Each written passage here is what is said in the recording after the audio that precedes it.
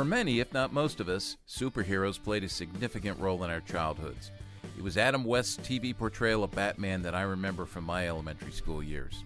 Since then, superheroes, comic books, and an almost endless stream of superhero films have played a significant role in pop culture, not just for kids, but for adults as well. Because we've been made to love stories, we're drawn into the tales of these mythical characters. Why is that? And how can we leverage these cultural artifacts in our ministries with kids? Today, we have fun with the lively and winsome trio from the Thanos to Theos podcast as we talk about superheroes, comic books, movies, theology, and our kids on this episode of Youth Culture Matters.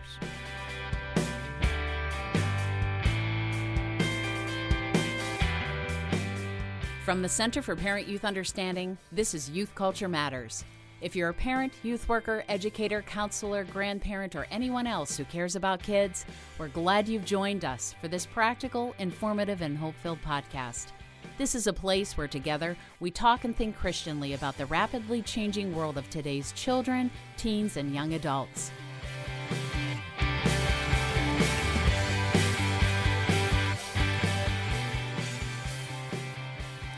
Well, welcome everybody to another episode of Youth Culture Matters. I'm here in our divided studio now, thanks to COVID. Chris Wagner threw me out of the back studio, so we are in separate rooms. And Jason, our co-host, is joining us from Spokane. And Jason, this is what's that? That's good to be here. Yeah, it's 2021. We haven't done a podcast together yet. Right, we have not recorded yet in 2021, so this is great. What will this year hold? But we're going to start it off with a topic that I know very little about, and Jason, you're actually a part of this world, which explains a lot about you, right? I mean, what I see behind you. Now, where were you going with that in your head? I'm talking about what's on your wall behind you, what I see there, all the comic book covers. Well, I was just thinking if it's a topic you don't know anything about, well, it could be anything. Yeah, that's true. That actually is very true.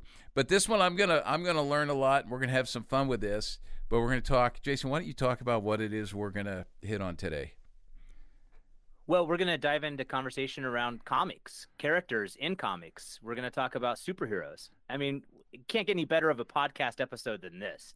So we've got 3 heroes in the genre. They have their own podcast. And so we're going to dive into the conversation around theology and superheroes. Yeah. So here's what we want to do, right? So you said we've got these 3 superheroes here, which I know these guys, and this is going to be a lot of fun.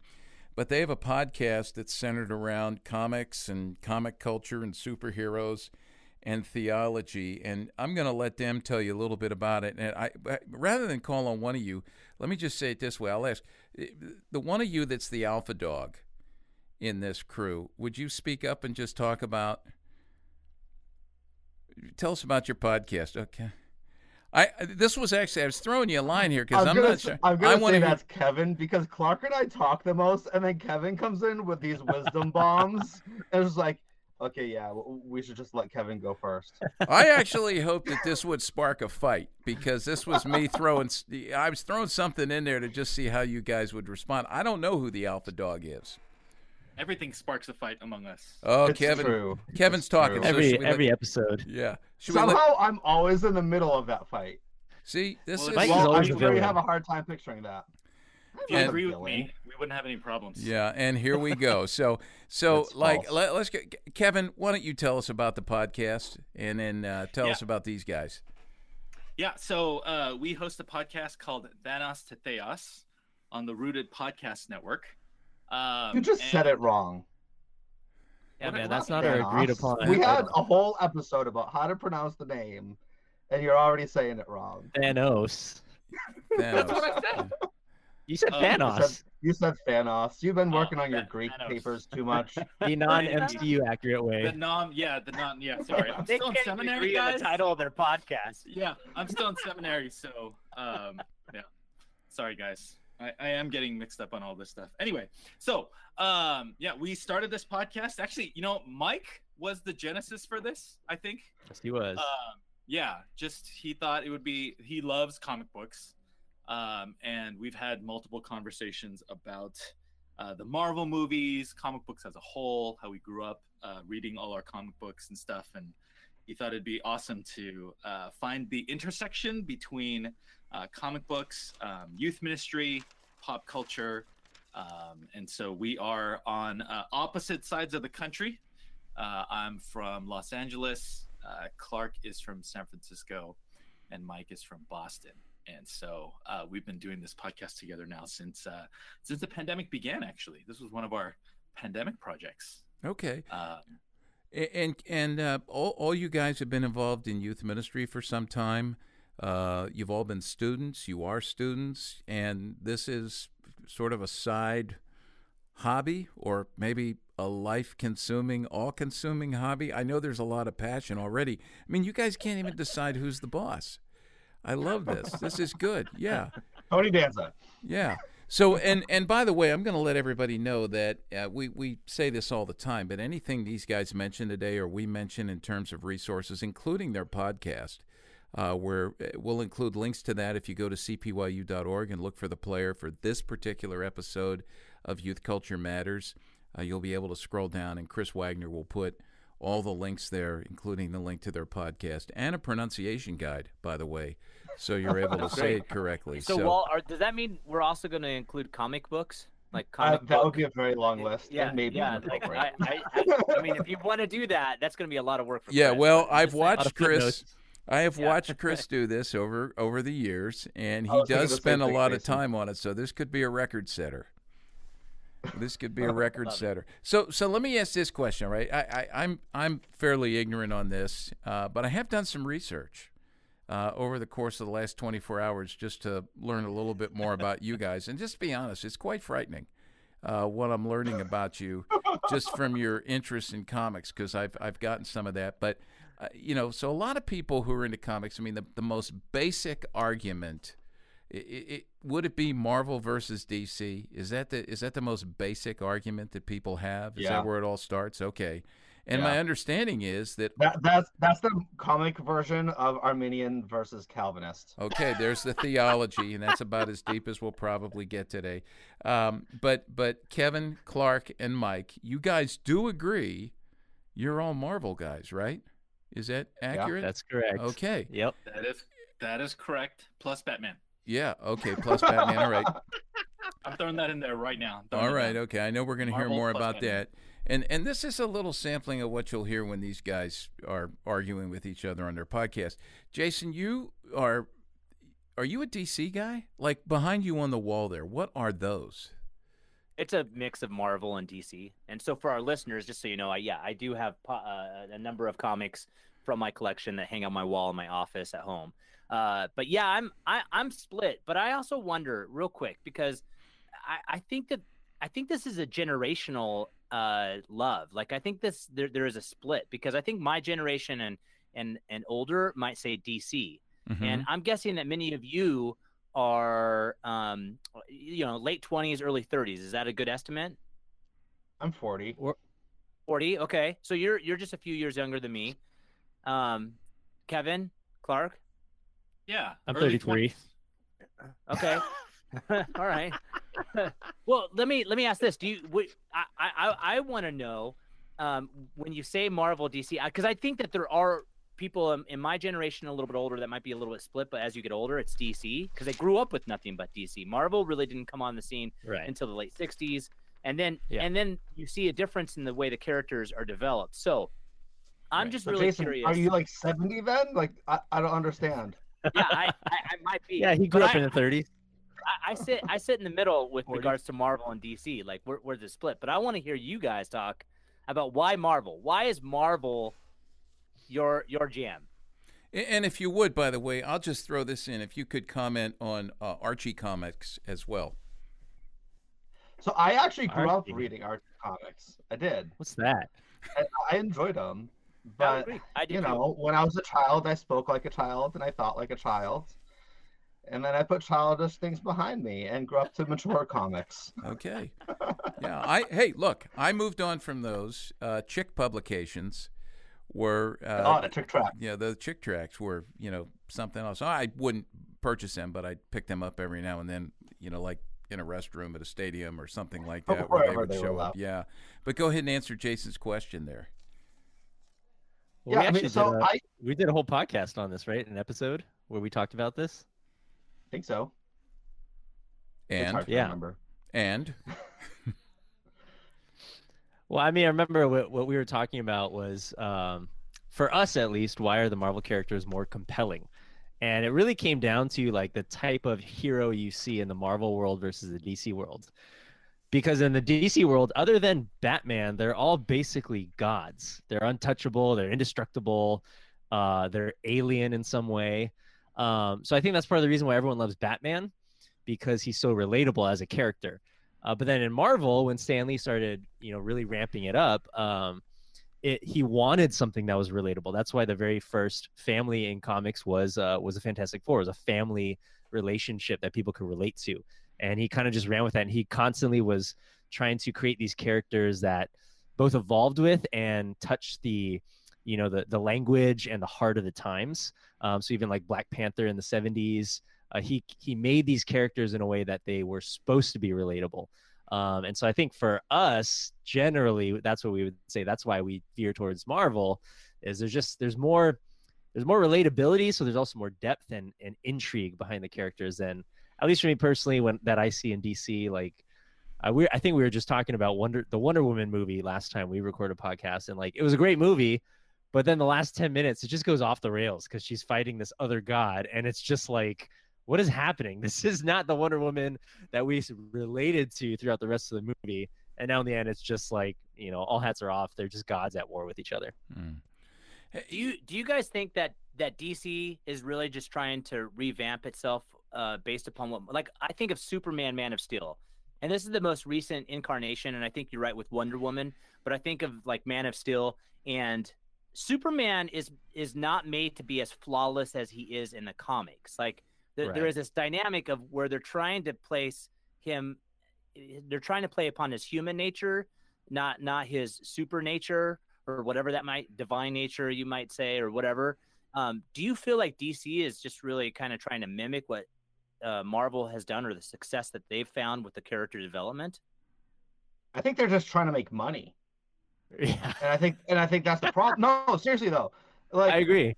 I think they're just trying to make money instead of creating art. And so they're throwing as much, social issue into their movies and scripts as they can to get people to come and buy the movie, watch the movie, whatever, instead of really telling a compelling story.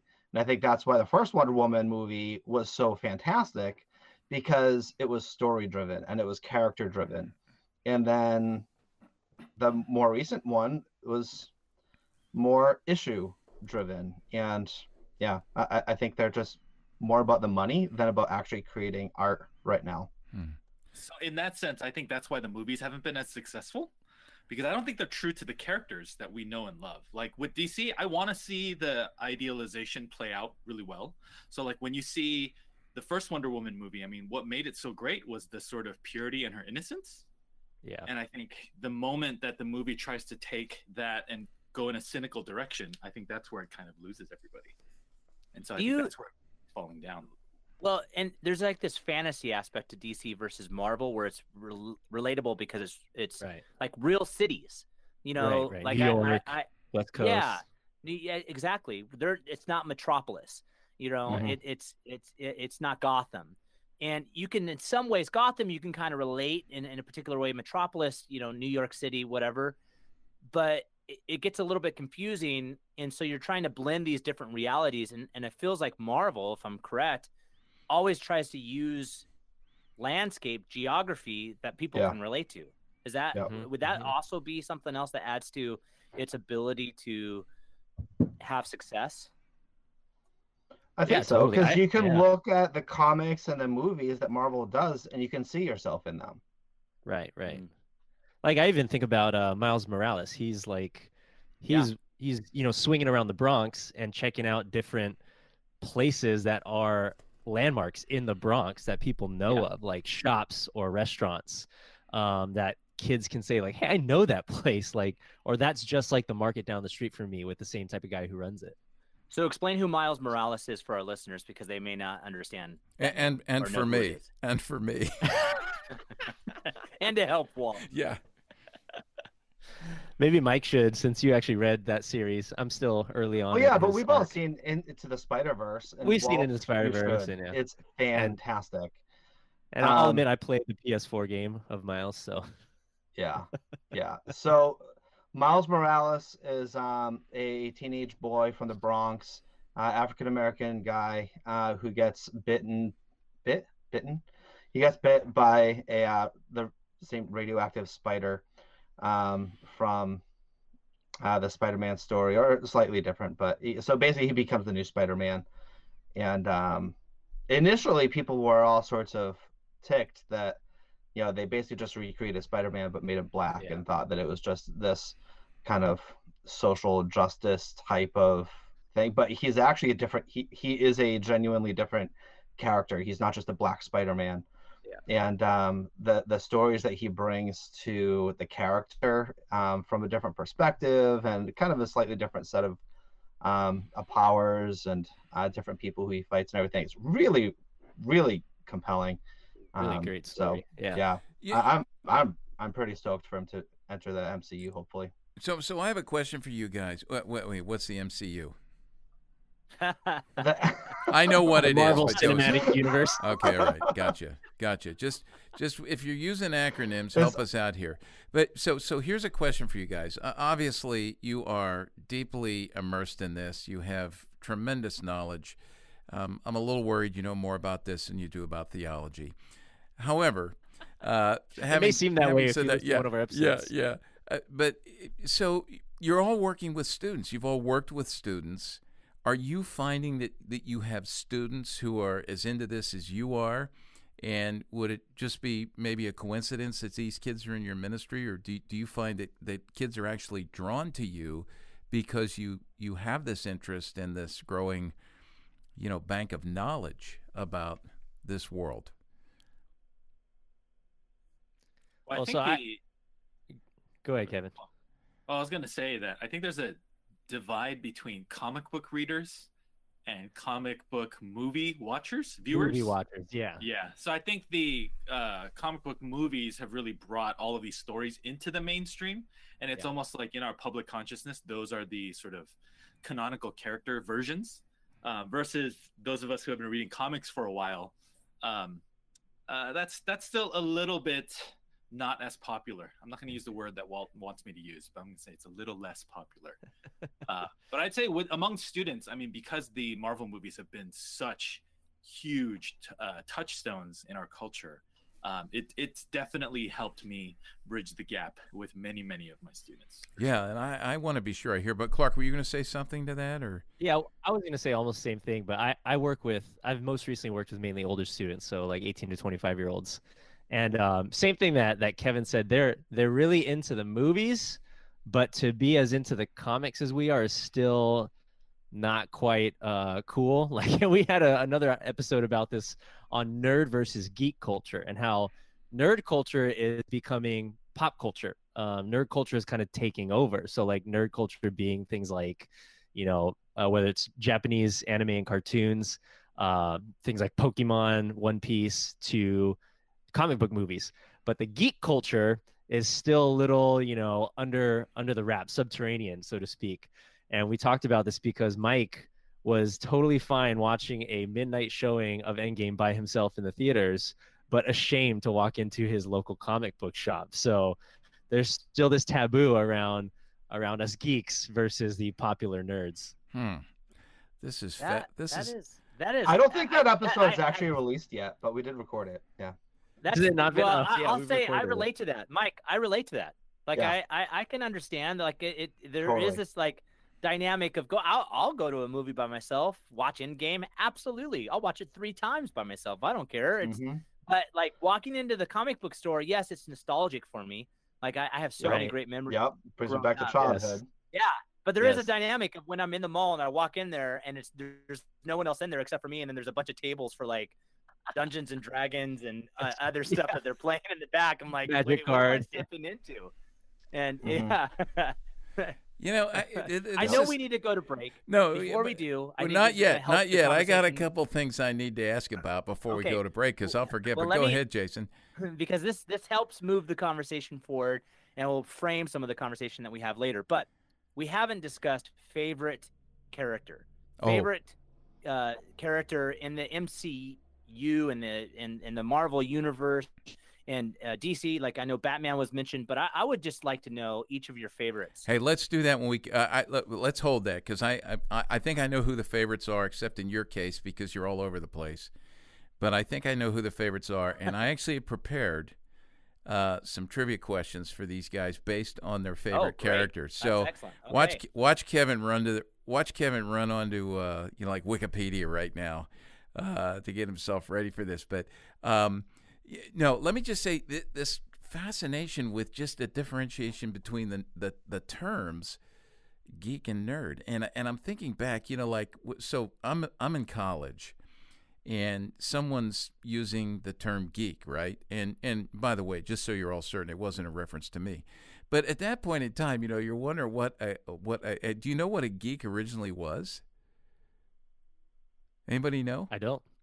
None of you guys know. We weren't there when the word was put into the lexicon. 80 years ago. Yeah. Spoken. Yeah. Well, Kevin, you're a great example of what a geek is. But let me just say, this is what. So it was when I was trying to figure, like, what is a geek? And supposedly it's a guy who bit the heads off of chickens in a circus. What? Yeah, you guys see, you're throwing this around. And I remember this. My mother was hearing. So really, a geek is Ozzy Osbourne. Right? That wasn't chickens. That was a bat. Correct. So it was a bat, but I think yes. I don't know. Chris, you may want to.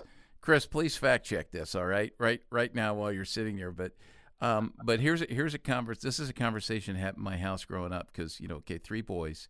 And we're all like three years apart. I'm the oldest. So my youngest brother was 6 years younger. I can still remember this. He's walking through the kitchen, and he had been using the word geek, or someone had used the word geek, and my mother turned to him and said, what's a geek? And without even taking a breath, he goes, oh, that's easy. It's the same thing as a twit. And just kept walking, which wasn't really helpful to my mother, but that was about as far as, we went with this back then. So it's really fascinating to me to even hear how these terms have evolved over the years and taken on more of because you guys would see that as in this world of all this as kind of a positive label. Is that accurate? I don't know if it's a positive label, but it's a label. Okay. It's an acceptable label. It's not an insult so much anymore. Yeah. For the most part. I mean, if you say it a certain way, it's obviously an insult. Okay.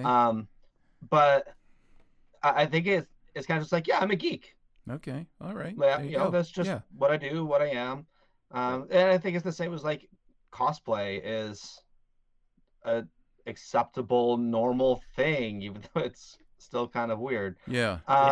But like it's not this niche culture that's super out there anymore. Yeah, it's mainstream. It's just an acceptable branch of culture and what people do. Yeah, it's not a derogative term that would spark a fight on the playground. Okay.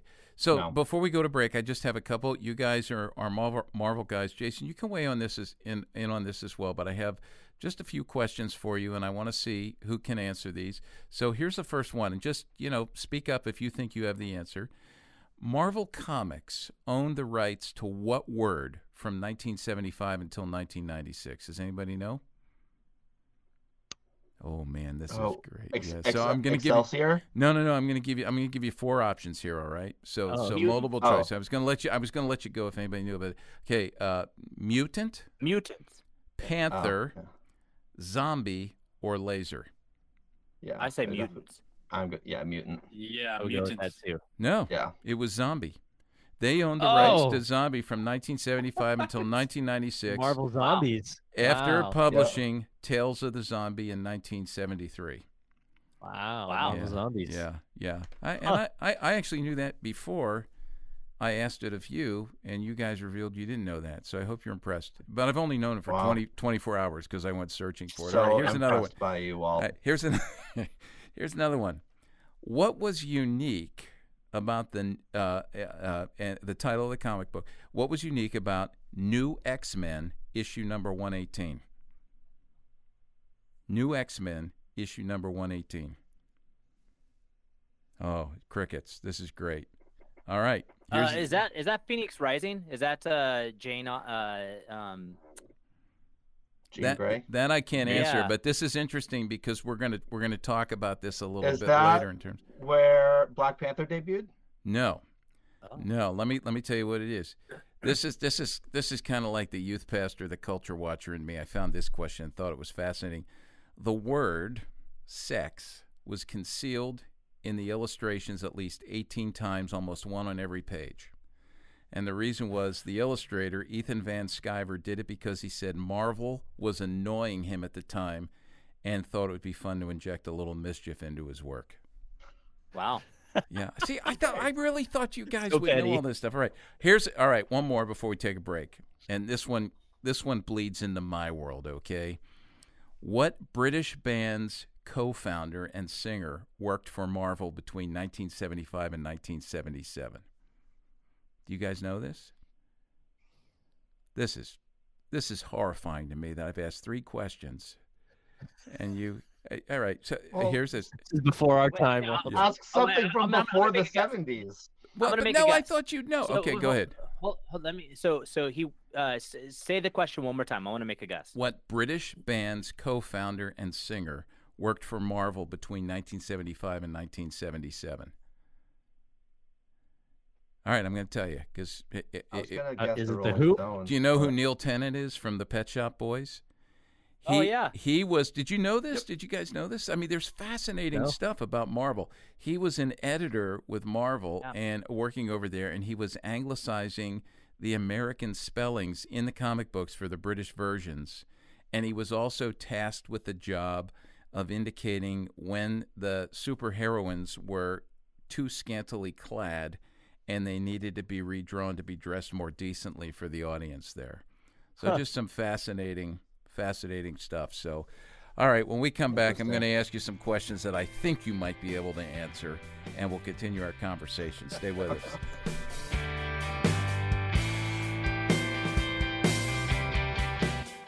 Youth workers, are you looking for ways to continue your ministry to parents during these difficult days where parent ministry is more necessary than ever before? Would you like to bring CPYU to your church in spite of COVID-induced limitations on travel and gatherings? I would love to come to your church in a personal, live, real-time virtual format. We are now offering several different one-hour seminar options, including Q&A, that you can now book at a time that is most convenient for you and your parent group.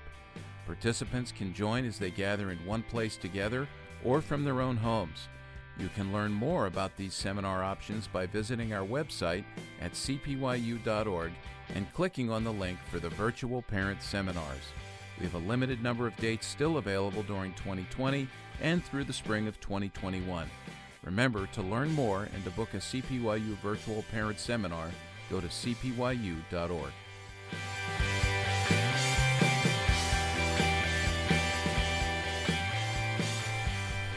So, I mean, it's obvious for people who are listening right now that my knowledge on this stuff just is nothing compared to what you guys have. And if people had been able to experience what Chris and I just experienced during the break, that would be driven home even further because Kevin, Mike, Clark, and Jason were just, I guess I can say, geeking out over this stuff and getting so excited. I almost felt like I was trying to fall asleep as the youth worker in a middle school boys' cabin, and the guys were just laughing and going at it and talking over each other. It was awesome. I mean, it really is. It's really neat to see you guys into this, and because I respect you all so highly, and I do, with what you're As doing highly as you respectively in respect ministry. middle school boys? Yeah, no, higher than that. I have high respect for all people. But anyway, so I thought to myself, the best I can do, I can't really contribute to this conversation. It's so frustrating to me because I know so little, but it's fun to listen to you. But I can give you all superhero names. So I've come up with some names for all of you based on what I know from you. And I have learned the way to name a superhero, a lot of that depends on sort of the end of the name. I guess we would call that like a suffix, right? So you end the name with an O or an OR or a man. You put man at the end. Ules, ULES. ISIS or ICUS or ATOR, ATOR. Am I getting this right, Mike? You're laughing at me like I'm out of my mind. So here we go. Here's what I have. All right. So I'm going to start with Clark. Clark's a guy that I know the least among you. I've spent the least amount of time with him, but I have listened to him on your podcast. So I'm just going to pull out one of my impressions of him. I'm going to call him Smarticus. That's his superhero name is Smarticus. I love that. Right. By the way, I don't want you. What'd you say? PBS special. That's right. Yeah, they would do special song. Right. Right. But no. That's juvenile. No. Thank you, Walt. Thank you, Jason. I'm thinking more. Clark, you now have a new name Smarticus. and a theme song. Yeah. Yep. No. Don't go with Jason's theme song because I'm thinking. You are. Smarticus is a noble superhero. So if you're going to go to PBS, it's Masterpiece Theater. So there's going to be some good stuff there. All right. Who do we want to go with next? Kevin.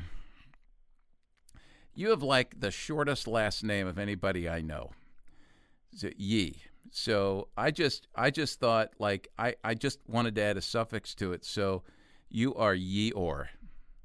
That is your superhero name, which, by the way, could serve you well in children's ministry. Winnie the Pooh. That's right, because it'll serve you not only with students as a superhero, but if you want to get into children's ministry, there's it's not Eeyore, it's Yeeor, but kids will hear it as that. All right. So, Chris, I gave you one. I actually have. I thought this because your last name's Wagner. You are Wagnito. I just think that's nice. Like that just is strength and all of that. So, Jason, I like the man. Like Superman, Spider-Man, Iron Man. You are, because you're a Cubs fan, you are Bartman. You are Bartman. It's like that's not a compliment. But that's who you are. You're the evil villain of baseball. That's right. Around the world. Right. Yeah. You definitely have to be a super villain. Yeah. If you're right. Yeah. So and Mike, like the hero's about to save the day. Right. And then you swoop in and make his like your favorite team wants to go to the World Series. Yeah. No, Bartman steps in. So let's move to Mike, in keeping with the sports theme. Mike, I just thought this. You are the deflator. The deflator. It's by the way, everyone knows that he is a Patriots fan. Oh, he's rabid. He's a rabbit. So the deflator, and he has nothing to say. He's just sitting there staring off in silence because he has no answer. There's to that. so many things I want to say. Yeah. Well, don't say them. Right, and we're recording this. It's better for me to keep my thoughts to myself right now. Right. So, all right, Jason, we're turning it over to you. You wanted to know about everybody's favorite. Yeah, well, let's do that. I know you have a question, Walt, for each one. So maybe Kevin, let's start with you. Let's hear what your favorite character is, because this will come up as we start exploring this further with other questions that we have. So real quick, favorite character, Kevin. All right, so I'm gonna just generalize and go with my guy Thor. I didn't read so much of his comics growing up, but the MCU really challenged and changed my perspective. And I love Thor. I love the fish out of water story that he was a part of in the first movie. In the second movie, you had more of a sort of Shakespearean family drama. Yeah, so good. Dark World. It's amazing. You know what? Let's not rehash this, but I will say Endgame has redeemed all of the Thor stuff. And remember, he's the only MCU character that's getting a fourth movie, so that proves he's the best. Because he's the only one that's still alive. It's objective. Yeah, because he's the best. He survived everything, guys. Like real quick. So in the MCU, he had the arc with getting a little bit larger. And many people had an issue with that. Did you like that? No, I thought that was fine. I mean, I understand why people had objections to the body shaming aspects of that whole storyline. in terms of the vulnerability that it brought to the character. And you know what? When he kind of cleaned himself up at the end, when he lightning changed himself, it's not like he slimmed out. So Yeah, which I appreciated. Yeah, I totally appreciated that. So all right, well, you got a question. Hold on, let me get my head to stop spinning here. All right, here we go. Kevin, you're gonna do okay with this. I got a multiple choice for you. Okay, so let me ask the question and give you the possible answers, because I realize now open-ended questions don't work with you guys with my trivia. So I've got to go to the multiple choice, give you a shot, right? At least make a guess. Nice. All right. Yes. So here's my Thor question: who is Thor's half brother? Is it Hercules, Popsicles, Balder, or downright bald? Isn't it Hercules? Kevin. Am I wrong? It's Balder. Mike's shaking his head. Mike, did you know that? I knew that. Mike knew. Okay, Mike all right. knew. I'm going to I let didn't Mike know. and Clark and Jason, if somebody gets it wrong, you guys can You just get to steal the Oh, answer. wow. go at Wow. steal the answer and go Great after trivia. it. Wow. All right. Let's wow. pause to we All need right. to pause to Let- pray let's for let- him right now. Kevin. Okay, so Mike, favorite character. Spider-Man, absolutely. I He's got a just- Spider-Man question. He's amazing. See what I did there? Wow. Yeah. Okay, now Yeah, Mike, I this like it. But so here's the thing about Spider-Man is he gets beat down constantly, but he always finds a way at the last minute to win. And so he's always the underdog, and he puts himself at risk to protect the other common people who aren't fighting in the fight, to protect them, because he's your friendly neighborhood Spider-Man. Okay. Love But him. he's the amazing. ultimate sidekick. Okay, so we He talked- like we is. talked about. He is the perfect Ultimate sidekick. sidekick. Perfect sidekick. well, and so this little question I have for you, Mike, will mesh with that nicely, because this is about a supervillain in the world of Spider-Man, and specifically Rhino. All right, do you know who we're talking about here? I do. Okay, good. All right. So this is going to be multiple choice. Bear with me with my pronunciation difficulties here, but I'm going to work through this with you, all right? So I'm going to ask you the question. I've got 4 options. So the question is, what is Rhino's secret identity? And the options are, this is the first one, A, Dmitry Anatoly Nikolaevich. Did I do okay there? All right. Second, Alexei Sistevich. Alexei Sistevich. C, Carpathia Propagandovich. And D, Wilhelm Belichekov. Well, I really like option D. Now we're talking super villains here. So can you? which I think it's the Alexei. you are correct. Alexei B. Ding, ding, ding. Sistevich. B. That's correct. Good job. I'm impressed. Mike takes the lead. All right, there we go. Hey. Excellent. Yeah. All right, in the Clark. Race of the Geeks. All right. Well, my favorite always as a kid growing up was it was not a hero. He was more of a sidekick as well. But it was War Machine. I love the Iron Man comics and cartoons when I was a kid, and War Machine being his like trusted and true number 2. I love that he was like this, Air Force captain general, and also, flew into arms with Tony. So I love that whole friendship that he had with Tony. But also, as a kid, I just love that he had the coolest guns all over his back and shoulders. So Okay. he was my favorite. Yeah, Gotcha. So he was number 2 to Iron Man? he's Iron Man's Oh, long okay. trusted sidekick. Well, Yeah, it's a shame I don't have a question prepared about him, but let's go to number 1, Iron Man. that's fine. Can I ask you a that's question fine. about Iron Man? Okay. We'll see how I do. Okay, well, let me just ask this. This is not the question I have. Somebody mentioned it already, Iron Man's real name. Tony Stark. That's correct, but you know his full real name. Oh, like Anthony. You're onto I it. think it's a D. Yeah, Edward. Anthony Edward Stark. But that's all right. Edward. That's all right. So here we go. When did Iron Man first make his appearance in Marvel Comics? 4 options here. A, 1963. B, 1968.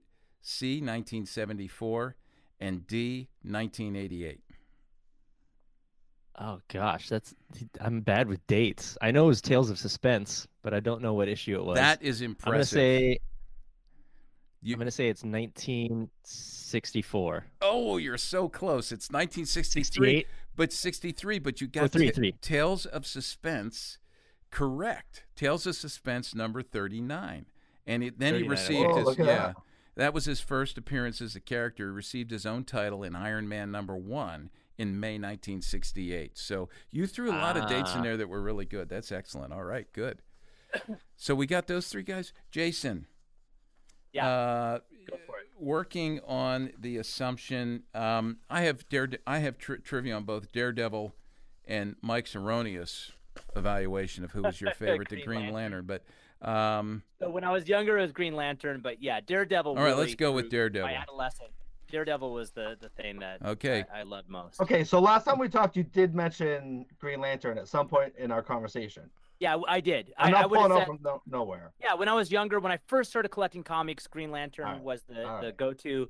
But as I discovered, I discovered Daredevil when I was like 11 or 12, and I just fell in love with him because it was right when I was starting to,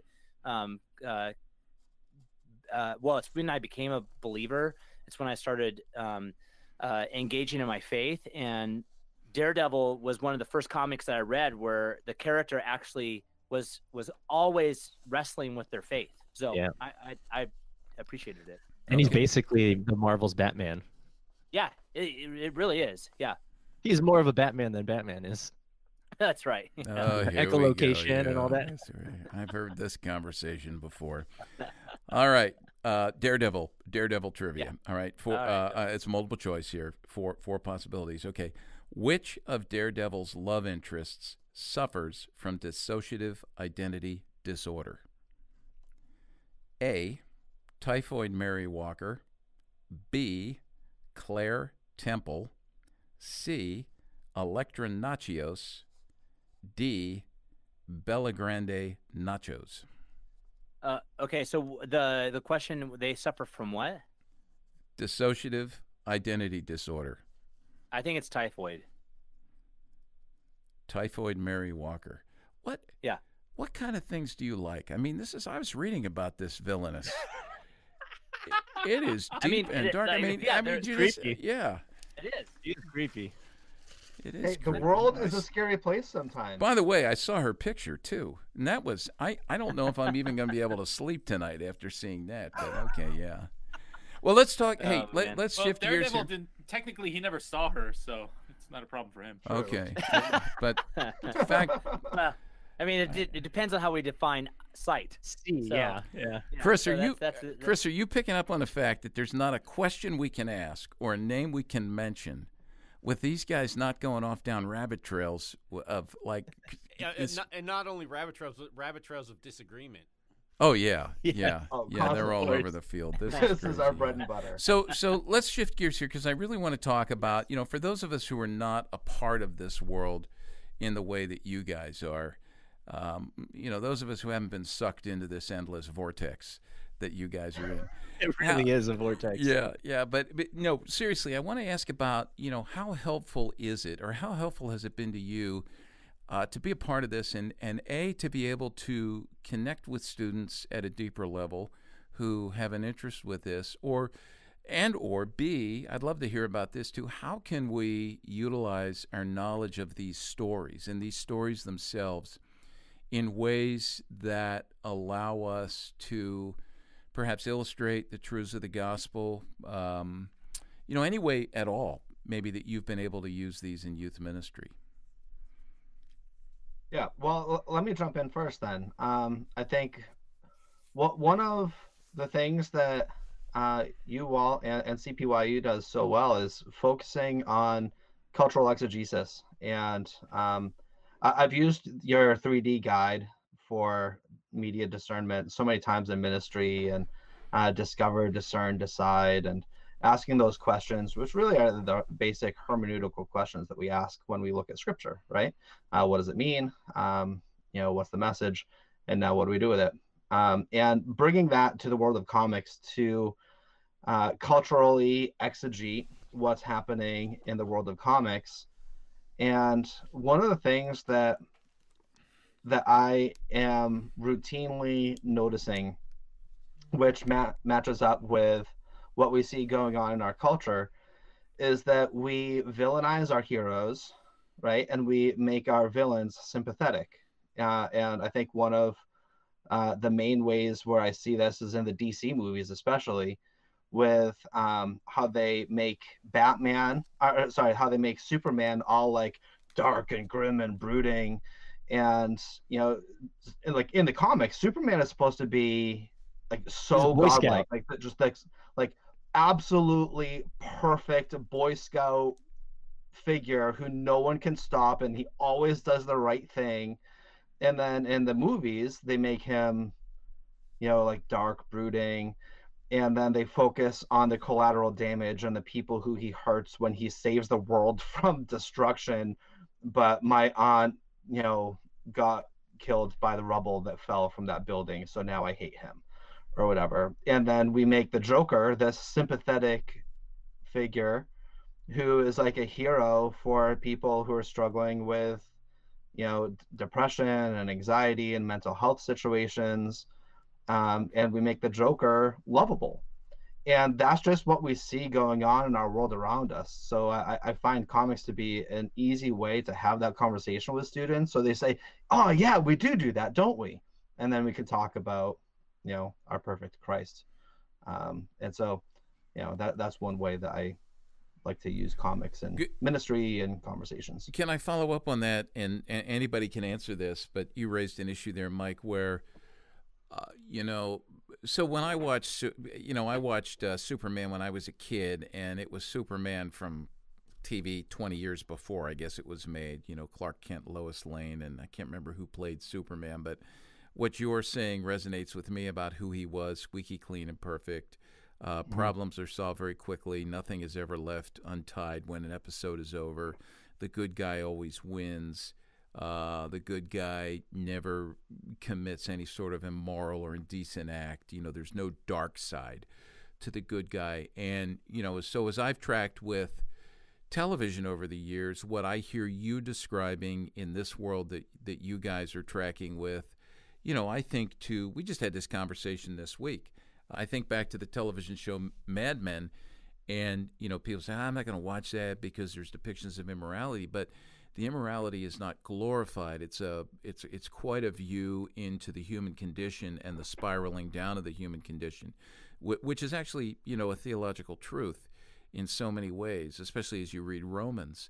And more recently, this is where we had the conversation this week, we've been watching Poldark, which is a show about, you know, the late 1700s, post-Revolutionary War, and this British war hero. And the same thing, we're seeing that same thing there, where there's darkness, but the consequences of that come through. Are you finding that in the world that you guys are in here with this, that those dark parts are being glorified, or are you walking away? Are kids able to walk away with lessons that, to be blunt, sin has consequences, immorality has consequences, or is that more glorified? I think we can see that in comics. Guys, do you want to speak to where maybe some examples you can think of? I mean, I definitely feel like there is this maybe normifying, if I can use that as a word, but making more normative the personal issues, and because where our culture's at is so much of moving away from any sort of moral authority other than the self, right? And so that's something I think we talked about with the Joker movie. It was definitely like this making normative his experience and almost like rationalizing it and making it even okay. While at the same time, you see also especially in the Marvel comics and movies now, like there is still this internal struggle of the hero of needing to do what's quote unquote right, which is the greater good of the populace or the civilian. So I feel like there's still this tension where comics, at least, they're playing off of the way this culture is going with making normative our own inner sins and struggles, while at the same time realizing like to be a hero, there's a sense of sacrifice that has to happen for the greater good of someone else. And so they're not losing that. So that's something that I see more, I guess, when you see it in the movies, that I think, and if I can even just speak to answer the first question too, that I think can be used to maybe combat some of this normative realization of sin, to realize like, hey, the hero always has to make some sort of sacrifice, which helps us realize and understand that we can't just do what we want. And I think, Mike made this good observation in that episode we had on the Joker, that the villain's always the one that just pursues what they want. The one who pursues their ultimate goal without ramifications, always the villain. It's the hero who sacrifices him or herself for someone else's good. Mm. So let me just dive into this even further, and maybe Kevin, I know that we've even talked about this on maybe breaks in other episodes or whatnot, but there is this, because you're talking about the character development of both the superhero and the villain, which I think really helps. I also just think the overarching story, the arc of the story that happens around the superhero and the villain is incredibly important. And I saw that between Infinity War and Endgame in the MCU, right? There was so much that was going on and so much was happening, and hope was lost and then hope was regained, essentially. And I'm just curious how those can be tools for continued conversation of the gospel. How could a youth worker take and apply what they're seeing on screen or what they read in a comic? Screen probably being the thing being more applicable because students are more engaging that than they are in the comic book. What would be some practical tips that you would give to a youth worker that is engaging in this and they want to go further theologically and build it into the conversations they're having in their youth ministry? Yeah, I think definitely the way that comic book movies have kind of pervaded youth culture makes them easy to pick up as parables. What's really interesting about youth culture is we have so much choice now. So if you want to talk about a specific song, for example, it's much harder to be able to have a song example that everyone's heard before or everyone's familiar with. But the Marvel movies are huge. I mean, everybody knows something about the way these storylines have kind of followed through, right? Everyone knew the ending of Infinity War, even if you didn't watch it, because it was so shocking and it was something that everybody talked about. Endgame was the biggest movie ever. And I think that makes it easy for us to utilize and pick up these stories and draw parallels from the Bible, knowing that it's going to be a pretty common experience that a lot of the students have watched or been involved with. Kevin, you just mentioned something that I don't think I've ever pieced together, and it would be great for us to go a little bit further, because you have the Beatles in the 60s that crossed so many genres, right? It really is one of the last bands that was as popular as could ever happen again, because genre is very clear. You mentioned it with music. Like you have a youth group of 50 kids, and it's not going to be, it's going to be very rare that you have a song that all of your 50 students know. But you're actually saying it's not unlikely, though, that all 50 students have heard about or have watched Endgame. And so there's a power in that, because just going even back to what Mike was mentioning about the 3Ds, there is actually a resource that is available in these stories that allow for us to be able to use it as a teaching tool, even more accessible than music and other elements of pop culture. Yeah, and I love that they're complex enough, these storylines, to, I think, provide us with a huge variety of illustrations and examples. Yeah. So, I mean, you even think about the main storyline in Endgame and Infinity War, and how the debate with students was Thanos right? When he snaps half of life out of existence in the entire universe because he thinks that's better for population control and for human flourishing and for life, and it's better quality of life for everyone else if half of everyone dies. So he just does it because no one else has the courage to do it. And there were people all over the place making the argument that Thanos was right. And I think that's a very theological, philosophical conversation that you could have with students at that point in time. Yeah. And I would also add to that, like, I mean, because like you were saying, Jason, if let's say the superhero movies are the new cross-genre medium, I would just, and this is something that I think about when I think about my own consumption of comics and enjoyment of them, is what makes them so compelling that anyone can watch them and relate. And one of the thoughts that I've had, and this is something I've related to in my ministry to students, is I think we all love watching them because we love this idea of someone who's our hero, who can like fight our battles, who we can look to, or we want to be the hero ourselves. And it brings me all the way back to that first Avengers movie, where Loki's like big thing that he was harping on was human beings, you crave to be ruled. Well, if you were to think in the moment, you know, our culture right now would say, no, we love autonomy. We want freedom. But really, if you were to dive deep and ask the internal heart question, do I really want full autonomy? And do I want to have to fight all my battles myself? No one provides for me. Like, I don't think we would want that. That'd be like another show I watched, The Walking Dead, where it's every man for him or herself. And so I think we do want rulership. The thing is, we just want someone that's good.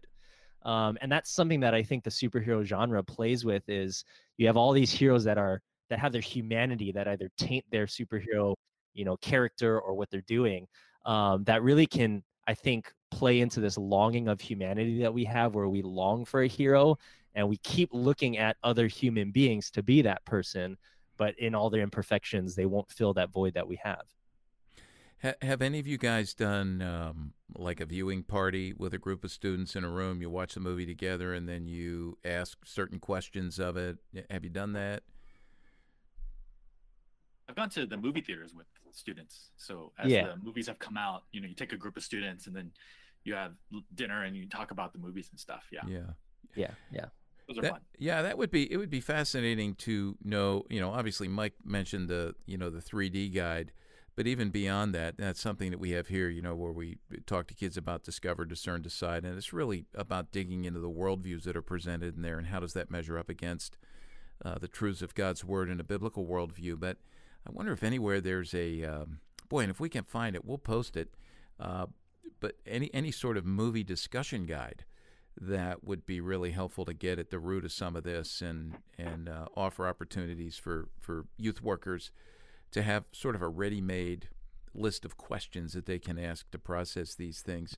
Have any of you, one more question before we take a break, have any of you ever used a film, because I've done this with music a lot, as a diagnostic tool with a student? In other words, you watch the film and you ask them, you know, is there anything in there that you identify with? Do you see yourself there? And allow the film to speak for a student about things that the student might not, prior to that, be able to really express about themselves and some of the issues that they're facing in their lives. Have you experienced that? I think I haven't experienced that personally, but I think that's something that this whole new, I guess, the wave of recreating a diversity of heroes has allowed a bit more, especially with this team, like the Champions or the Young Avengers, who are all basically teenagers. They're a diverse group of kids. I've heard people say, I've not used this myself, but I've heard people say, like, I can so much relate to someone like Silk, Cindy Moon, because she's a Korean-American teenage girl growing up with the pressures of immigrant parents. And yet now she has this superhero side of her. So I think that does allow a bit more of that these days, with especially Gen Z being so diverse as a generation now, where there's this variety of even cultural narratives that students can relate with and relate to as they're processing these stories and ingesting them. That's good. That's good. Well, we need to take a break real quickly here. Stick with us. We'll be back, and we'll finish up our conversation with these guys.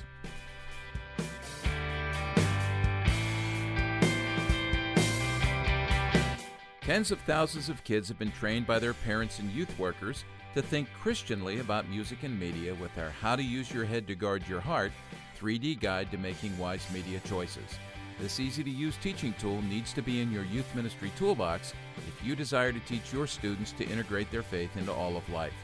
Jesus calls us to follow him, and that includes following him into the 6 to 9 hours a day of screen time that shape and mold the beliefs and behaviors of our kids. To learn more about our 3D Media Evaluation Guide and to order a copy for every member of your youth group, go to our website at cpyu.org. Teach your kids to engage with media to the glory of God.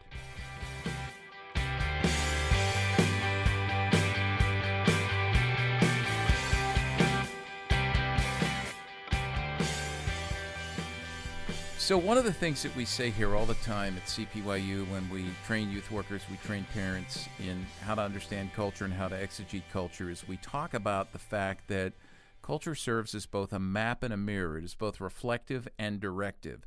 So when we look at culture, we can begin to understand what some of the worldview undercurrents are, what's happening in the culture, where is the culture moving. And certainly with art and film, that stuff leads us, all right? So what it does is it reflects back to us where our kids are, where they're in terms of getting ideas and elements of their worldview, shaping how they think and believe, which ultimately works itself out in behaviors. And the other thing is it's not just a mirror, it's a map as well. Our kids are looking to develop an identity. Two of the main tasks of adolescent development are identity formation, finding an answer to the question, who am I? And then worldview formation, what do I believe? So there's this double-sided part of culture, and it's fascinating, as I've been listening to you guys talk, to hear this come out in a variety of ways. And right before we took the break, Jason was thinking and responding to Clark on some things he had said. So do you want to pick up on that, Jason? Because I'd love to hear us talk some more about that reflective, directive, map, and mirror. Yeah, and I think that's really important, and I appreciate you bringing it up, Walt, because I think one of the things that I hear us talking about, and the thing that I'm watching with comics, is that it really is operating more than ever before as a map and a mirror. And I know that earlier we were talking about comics and the difference between nerd and geek and MCU and just the Marvel universe or DC.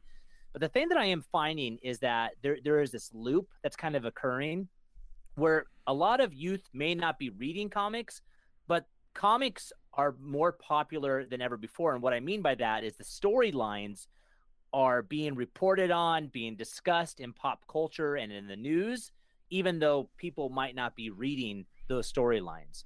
So for instance, because I want us to discuss about a couple of very intriguing things that I'm finding, especially as we talk about this narrative. The first is, I think there's some really great things that are occurring, right? We talked about Miles Morales and representation of a superhero beyond Black Panther who is Black, who is African American, and is in New York City, and just talking about the experiences of what that means. We see Miss Marvel, right? I believe it's a female Pakistani, which is also really, really important. And then we also see Thor, right? Like there is representation in Thor for a female lead character, powerful, mighty. I mean, there's so many different dynamics that we see of some of this diversity that's beginning to occur. The other thing that I'm watching in the midst of this is, and I dive into this work all the time around sexuality, is I'm also seeing characters that have both that are new and those that have been in the storyline in the MC and DC in the Marvel and DC universe for a long period of time, take on different aspects to their sexuality that they never have before. So, for instance, Star-Lord is the most popular, most recent, where the character is now bisexual. And Star-Lord, you would remember, is the lead character in Guardians of the Galaxy. If you've watched the MCU, Chris Pratt plays that character. We've seen this now also happen with other characters, which are kind of fleeting from me at the moment. But I do know Star-Lord would be the most prominent, but I know that Star-Lord is not the only. So there's Iceman too, from the X-Men. Iceman, yeah. So can you pick up on what we're supposed to do with some of this narrative that, we've talked about the superhero and the villain, but what about the narrative that really has a great deal of influence, especially in this day and age right now, as we're talking about sex, sexuality, gender? Yeah, I mean, I think it has so much to do with what's normative. And to see, comics have always been about seeing myself on the page as someone who's heroic.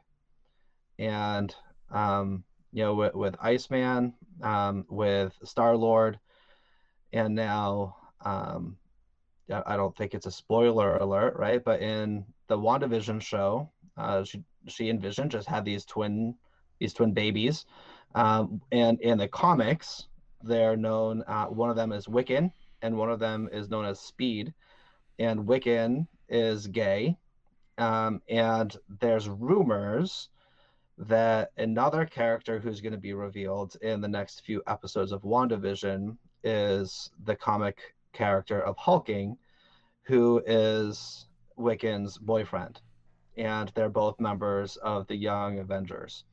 And so this is probably a storyline that's going to be front and center in the next few chapters of the MCU as it begins to unfold, because it has to do with representation, right? And so we just need to be prepared to have those conversations, and we need to be prepared to see that, right? So how do we respond?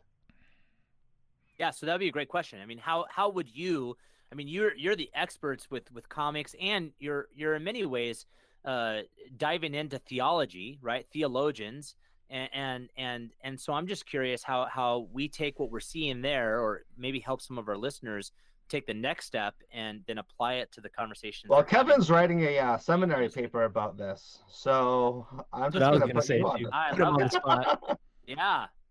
No, I was going to say it's really interesting because, traditionally pop culture has been, for the last, I don't know, decade and a half, especially anything aimed towards kids and teenagers, has been relatively safe from sort of the gender and sexuality conversation, particularly Disney as a company, right?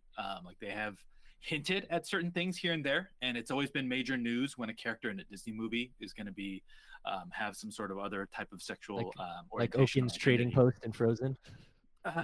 Yeah, exactly. And there's always been hints that there have been seeds placed in some of the past movies.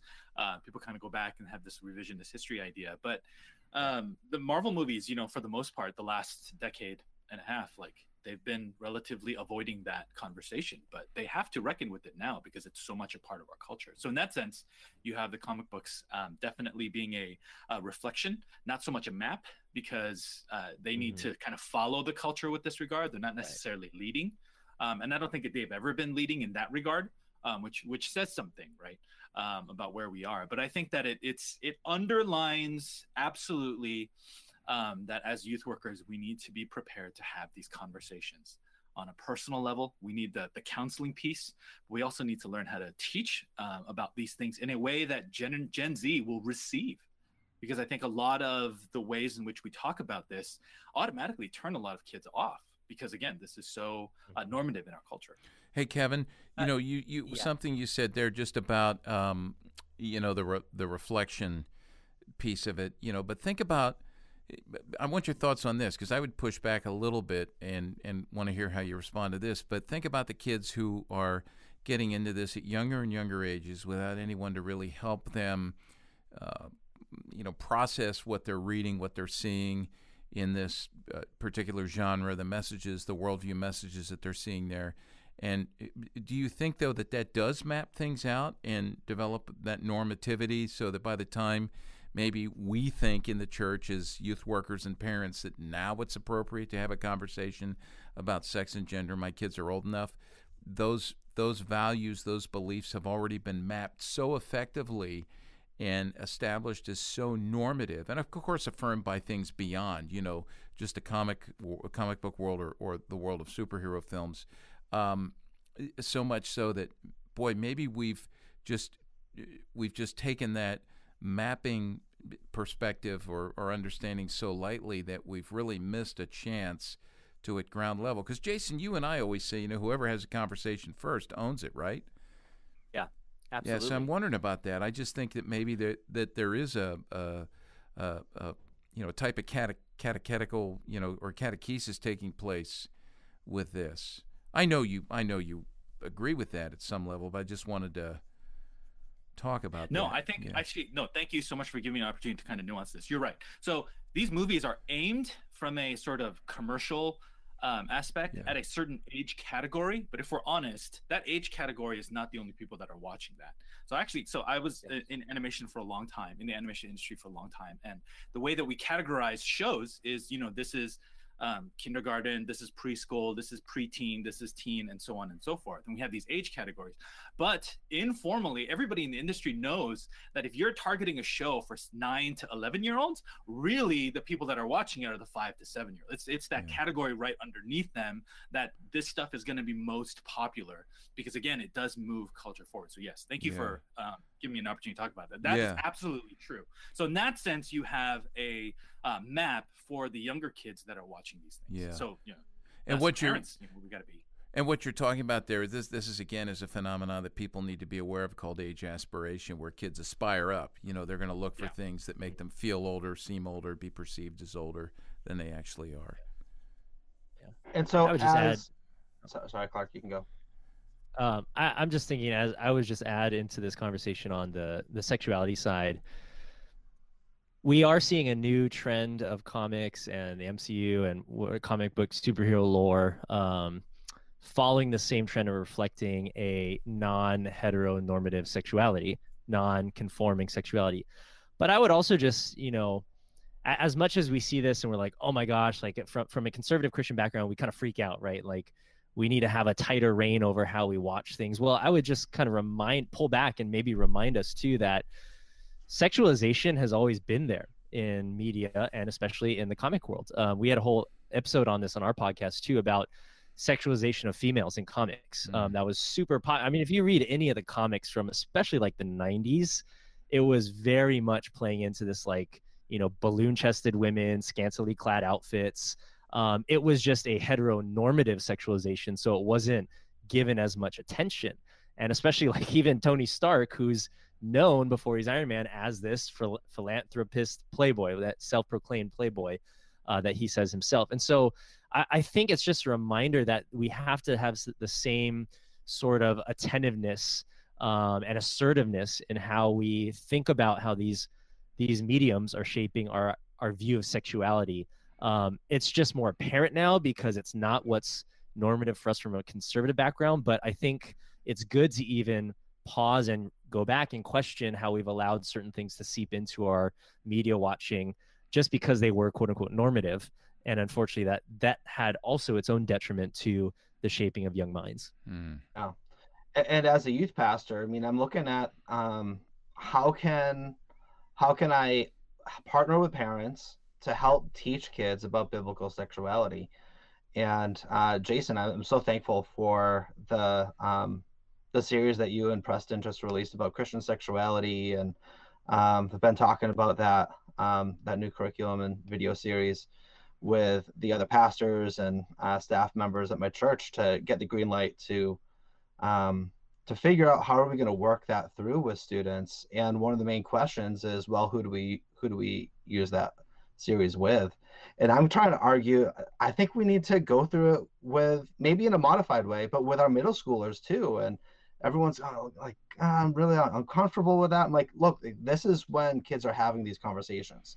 We're not telling them anything that they don't hear their friends talking and asking about, but it's awkward and difficult to discuss. But if we're not willing to engage in those conversations during their middle school years, then we're always playing catch up. Yeah. You're bringing up something too, and I appreciate how we're breaking this down. There is something I was thinking about, Kevin. I know our time is limited, so it's maybe more a statement than it is a question, but you had mentioned how it's reflective, but it's not necessarily the map. It's not leading. I don't know. I've since you've said that, I've gone back and forth in my head, and I go back to when Black Panther was introduced, and there was something that was both inspiring and important and reflective, but it was also leading in many ways. Like it was a genre, comics, that was leading the way and helping shape some of the conversation around race in our country. And Marvel introduced that. Stan Lee was one of these individuals that actually helped propel some of those conversations. And I sometimes wonder if the same thing is happening now, even with sexuality. Even though they might not be leading, I'm sometimes wondering if the reflection that's occurring is actually, and although they're not leading the charge, they're the ones that are taking it to the next step. And the thing that I sometimes think about is, how will this affect the conversation in 3 years for those? I mean, the MCU is changing. And I've said this for many years, and I think that we've got to continue to realize this, is that if it's changing and we're going to see more of these characters, these conversations are going to become more and more important. And so our ability to engage them now is going to help in the years to come, because I do think it will influence this conversation in many years, because it will become even more normal, if that is the word that we're using, because I think that it's a reflection of society, but it propels that reflection, if that makes any sense. And I don't know if we have any pushback, but I just thought about that, and I was like, yeah, I would agree, but I also do think that it is going to propel this conversation and the reality of what we find around really all these narratives in a way that I don't know. I just think it tells the future in ways that we don't always anticipate.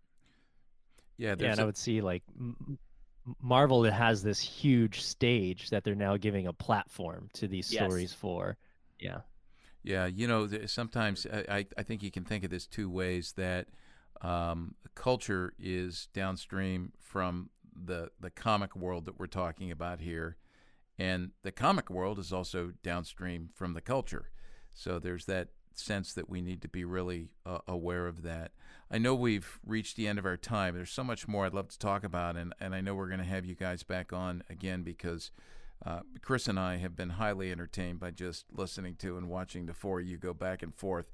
And I know people can get more of Clark and Mike and Kevin and their arguments about and discussions about things that matter, right? So tell us, when you tell us again how to find your podcast, and we will include a link to that along with everything else on the page that we have right underneath the player for this at cpyu.org. So just remind us of the podcast. Yeah, it's Thanos to Theos, and we'd love for you guys to check us out. We're based out of the Rooted Ministry, so you can find us on rootedministry.org. We have our episodes put up there, but they're on any platform, and also we do have social media accounts, Thanos to Theos for Twitter and Instagram, and also Gmail. So if anyone wants to get in touch with us, that's one easy way to do so. Yeah. How often does the podcast come out? Are you guys on a regular schedule, or? Pardon my ignorance. Oh, they're laughing. I put them on the spot now.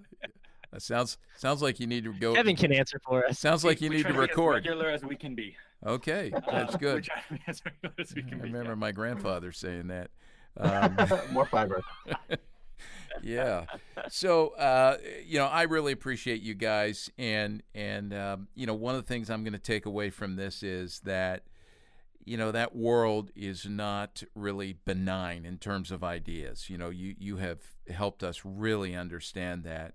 And I think the message for those of us who maybe aren't as familiar with that world and the outlets and the different characters in there and the messages that come out, that this is a place where if our kids are there, I'll go back to what we say all the time here at CPYU. If you're a youth worker or a parent, read what they read, watch what they watch, listen to what they listen to.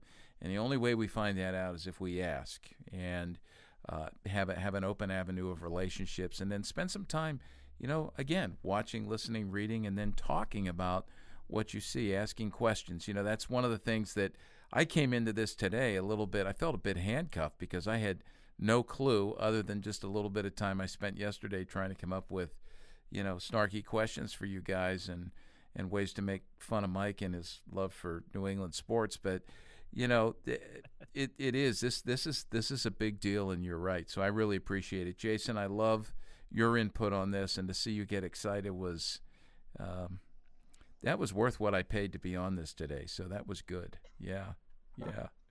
Excellent. Yeah.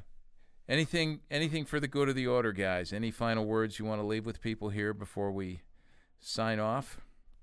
Yeah, I just want to make one resource recommendation. Oh yeah, that's good. A book by Todd Miles, who's a theology professor.